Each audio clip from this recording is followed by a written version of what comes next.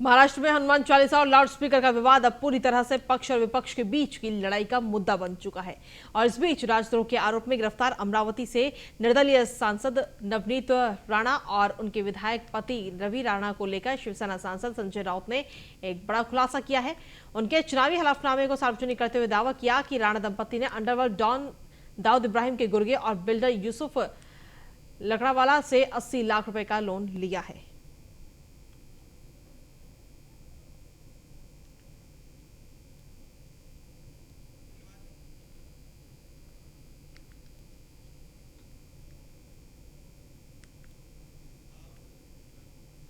अमरावती से लोकसभा सांसद नवनीत राणा ने दिल्ली के पुलिस कमिश्नर को पत्र लिखकर शिवसेना नेता संजय राउत के खिलाफ कार्रवाई करने की मांग की है। नवनीत राणा ने दिल्ली के पुलिस कमिश्नर राकेश अस्थाना को पत्र लिखकर कहा कि शिवसेना नेता संजय राउत ने उनके खिलाफ पिछले कुछ दिनों में अभद्र भाषा का इस्तेमाल किया और उनके खिलाफ जातिगत टिप्पणी की, लिहाजा उनके खिलाफ कार्रवाई की जाए।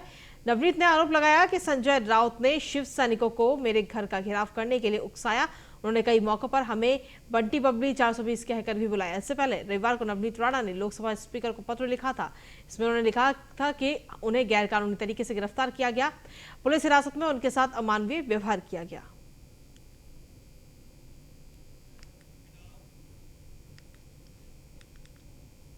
महाराष्ट्र सरकार में मंत्री और अकोला जिले के संरक्षक मंत्री बच्चू कड्डू के खिलाफ सिटी कोतवाली पुलिस स्टेशन में मुकदमा दर्ज किया गया। उन पर आरोप है कि जिला योजना समिति के अध्यक्ष बच्चू कड्डू ने गैर मौजूद विकास कार्यों के लिए धन का दुरुपयोग किया।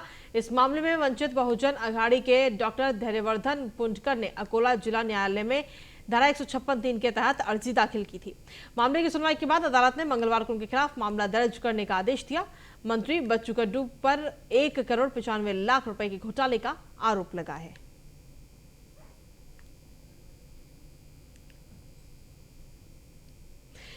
महाराष्ट्र के पूर्व गृह मंत्री अनिल देशमुख के खिलाफ भ्रष्टाचार के आरोपों की जांच करने वाले चांदीवाल आयोग ने राज्य के मुख्यमंत्री उद्धव ठाकरे को अपनी रिपोर्ट सौंप दी है।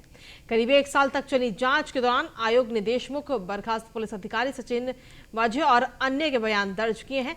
इस मामले में परमबीर सिंह कई बार समन भेज जाने के बाद भी केवल एक बार आयोग के सामने पेश हुए। सचिन वाजे ने बयान दिया कि उन्होंने अनिल देशमुख को कभी भी पैसे नहीं दिए और ऐसे में माना जा रहा है कि पूर्व गृह मंत्री को क्लीन चिट मिल सकती है। मुंबई के पूर्व पुलिस आयुक्त परमबीर सिंह ने पूर्व गृह मंत्री अनिल देशमुख पर 100 करोड़ रुपए प्रतिमाह का वसूली का टारगेट देने का सनसनीखेज आरोप लगाया था। इस मामले की जांच के लिए ठाकरे सरकार ने पिछले साल मार्च में ही न्यायमूर्ति के.यू. चांदीवाल की अध्यक्षता में एक सदस्यीय आयोग का गठन भी किया था।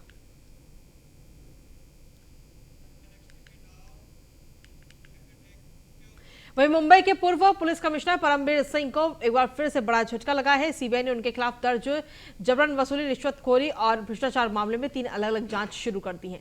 इसमें जितेंद्र नवलानी और पूर्व पुलिस अधिकारी प्रदीप शर्मा का नाम शामिल है। तो वहीं चांदीवाल आयोग ने परमबीर की ओर से पूर्व गृह मंत्री अनिल देशमुख पर लगाए 100 करोड़ की वसूली के आरोप को झूठा और बेबुनियाद करार दिया है।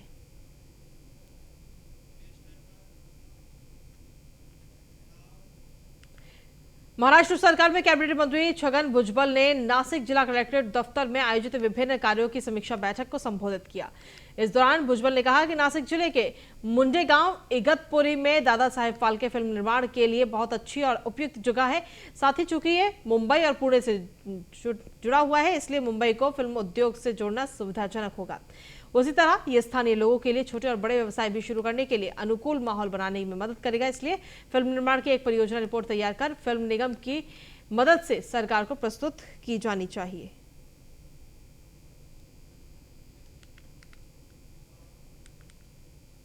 बॉम्बे हाईकोर्ट ने सांसद संभाजी राजे के बारे में कथित रूप से आपत्तिजनक टिप्पणी करने के मामले में पुणे पुलिस की ओर से दर्ज एक मामले में वकील गुणरत्न सदावर्ते को मंगलवार को अग्रिम जमानत दे दी है।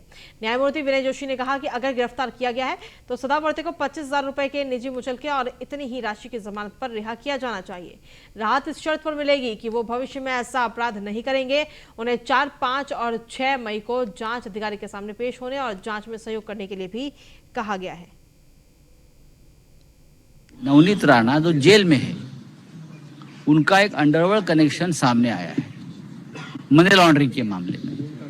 लकड़ावाला, यूसुफ लकड़ावाला, आप जाकर देखिए, सर्च कर लीजिए कहाँ भी, आपको पता चलेगा उसके डी गैंग का फाइनेंसर के नाम में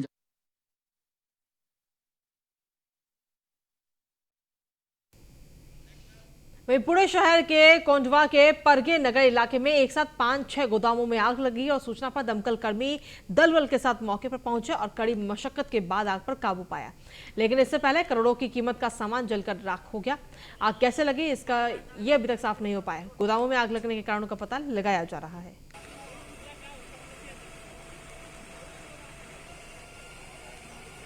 उस्मानाबाद जिले में किसानों ने चीनी मिलों में कि गन्ना नहीं खरीदने से नाराज होकर गन्ने को आग के हवाले कर दिया। किसानों के पास 3 चीनी मिलों का हिस्सा था, लेकिन चीनी मिलों के गन्ना नहीं खरीदने से किसान नाराज चल रहे थे और नाराजगी के चलते ही किसानों ने 5 एकड़ में लगे गन्ने को आग के हवाले कर दिया।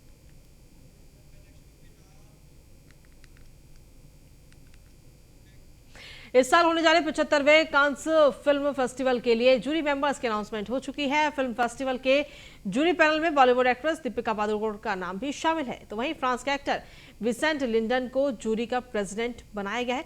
कांस फिल्म फेस्टिवल के जूरी पैनल में शामिल होने की जानकारी खुद दीपिका ने अपने इंस्टाग्राम स्टोरी पर एक फोटो शेयर करके दी है, जिसमें दीपिका के अलावा 8 और जूरी मेंबर्स नजर आ रहे हैं। दीपिका ने स्टोरी पर कांस फिल्म फेस्टिवल का एक ऑफिशियल नोट भी शेयर किया, जिसमें उनके बारे में लिखा हुआ है। हर साल की तरह इस बार भी नवी मुंबई की नदी के पास फ्लेमिंगो यानी राजहंस समेत अन्य 2 पक्षियों का पूरा झुंड पहुंच चुका है। इतनी अधिक संख्या में आए गुलाबी रंग के राजहंस के कारण नदी का रंग ही गुलाबी नजर आने लगा है। इनमें से छोटे राजहंस गुजरात के कच्छ के रण और राजस्थान के सांभर झील से आते हैं, जबकि बड़े राजहंस ईरान से उड़ान भरते हैं। कुछ पाकिस्तान, अफगानिस्तान और इजराइल से भी भारत की ओर चले आते हैं। वहीं बता दें कि बीते साल भी इन पक्षियों के झुंड का वीडियो सोशल मीडिया पर खूब वायरल हुआ था। नवी मुंबई प्रवासी पक्षियों ने अब डेरा जमाया हुआ है। महाराष्ट्र में भी धीरे धीरे कोरोना एक बार फिर से अपनी रफ्तार बढ़ा रहा है। पिछले 24 घंटों में महाराष्ट्र में 84 नए कोरोना संक्रमण मरीज मिले हैं और 2 मरीजों की मौत हो गई है। अधिकारियों का कहना है कि महाराष्ट्र में कोरोना के सब नियमों पर रोक लगा दी गई है, जिसके चलते कोरोना मरीजों में थोड़ा सा इजाफा होना लाजमी है।